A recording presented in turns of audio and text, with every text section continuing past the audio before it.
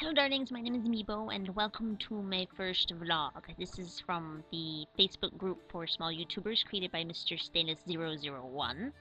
And it was a simple question and answer where we asked each other a bunch of questions about YouTube and our channels, and it seemed like a really neat idea. It was really cool. So I'm going to answer the questions here.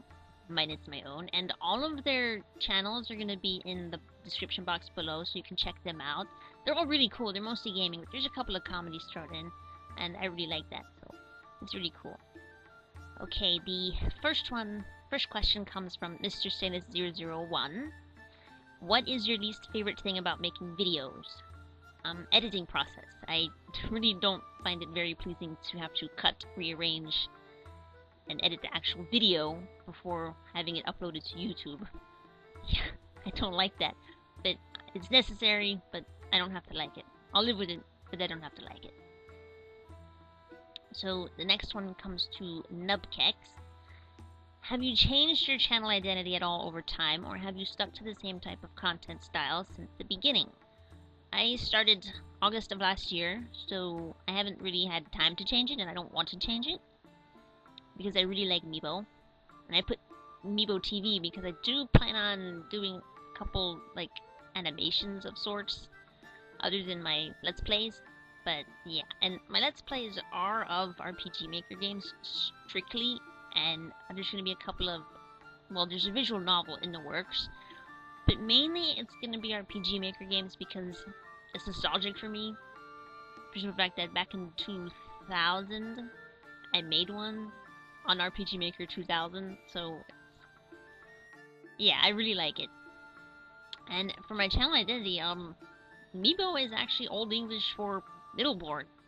Really, I'm a middle child. So if any of you are a middle child, yes. And as a side note, August 12th is Middle Child Appreciation Day. Appreciation Day. There we go. And I'll probably make something for that day too, just because we deserve it. Next question. This comes from Nathalicious Who's the biggest influence on your videos, or who do you aspire to be like? I started out actually coming across Jacksepticeye's channel for his Don't Starve video. And somehow that led into Markiplier and a bunch of others, and then that led to who I have on my awesome channels list now, which is like D. Thursby and Corey Crafty, Beatbag Council, South Meridian. But they play a lot of modern games, a lot of stuff that comes out right away, and I don't know, it's not my thing. I mean, I would love to be like them, but you know, I have a very niche audience, and I intend to keep it that way. I like it. I'm comfortable with that. Next one is from Venoms with a Z. What is or was your favorite part about doing YouTube apart from communicating with your viewers?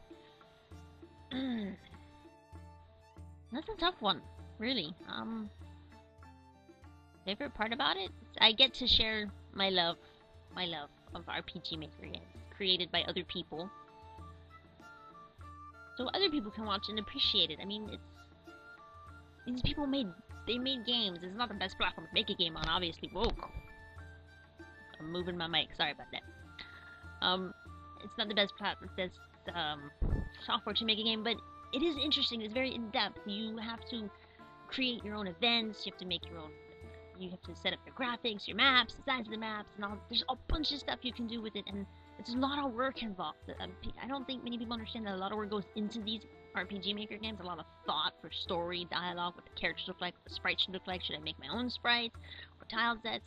I mean, people don't understand. A lot of work goes into these games, and I think that's what I want. Is I want to share that love of RPG Maker games with other people. Next comes from Karina Tucker. What made you start your channel?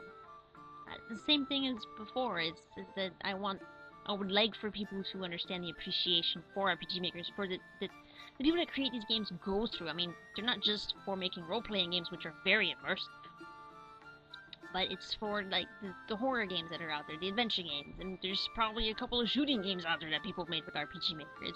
It's interesting to see what people can come up with just this little system that's created just for role-playing games, and they make other genres with it. It's amazing. And it's just, appreciation I want to share with other people. That's what made me want to start it.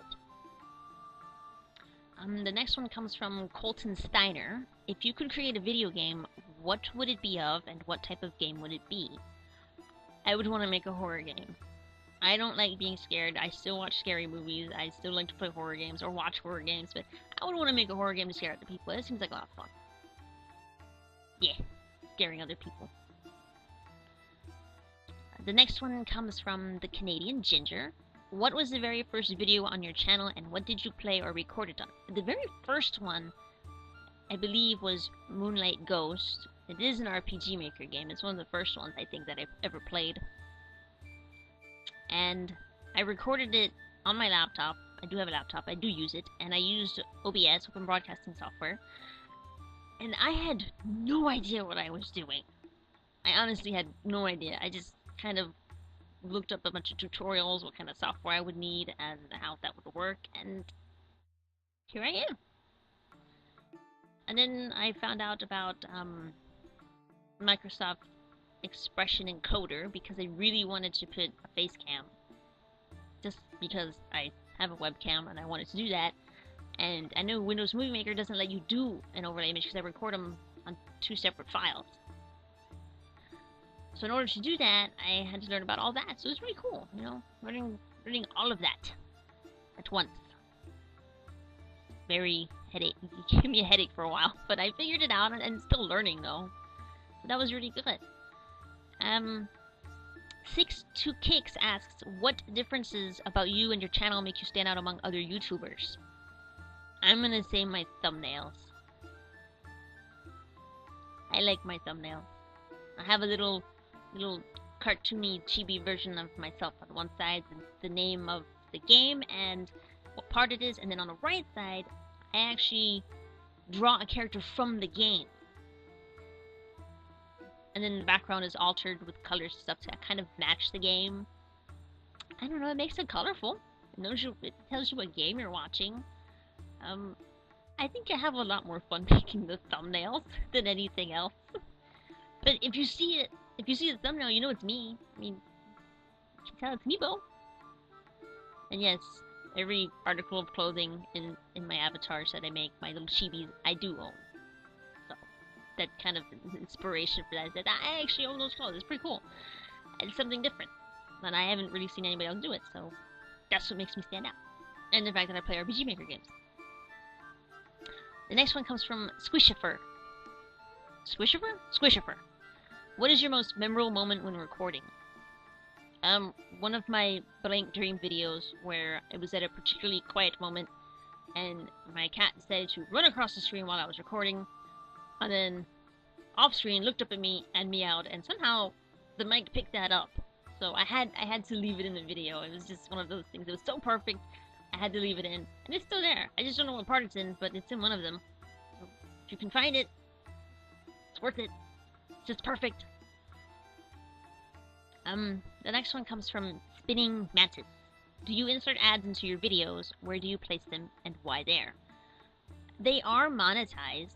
My videos are monetized, but I have them at the beginning of the video because I don't feel that it's good to have it in the middle, because it kind of interrupts the flow of the video, and then if it's at the end, then it's like they can't get to the next part. If it's a series that I'm doing, which I'm always doing a series, I just put it at the beginning. It's like, get it over with. Here you go. The next one comes from Artist Explores the World. What would you like your channel to grow and change into over the next year or years? I guess I just want others to see the capability and love for RPG Maker games. I mean, that's my whole thing is RPG Maker games, visual novels, a couple of animations. One of them is still in the process, but I want people to see that, you know, there's love there. There's appreciation that deserves there. Most people kind of laugh at RPG Maker games, but being as only one is really successful on Steam, but still, they put a lot of work into it, especially if it's one person. They get a bunch of beta testers and they tweak out all the bugs themselves. They test every little wall and tile set.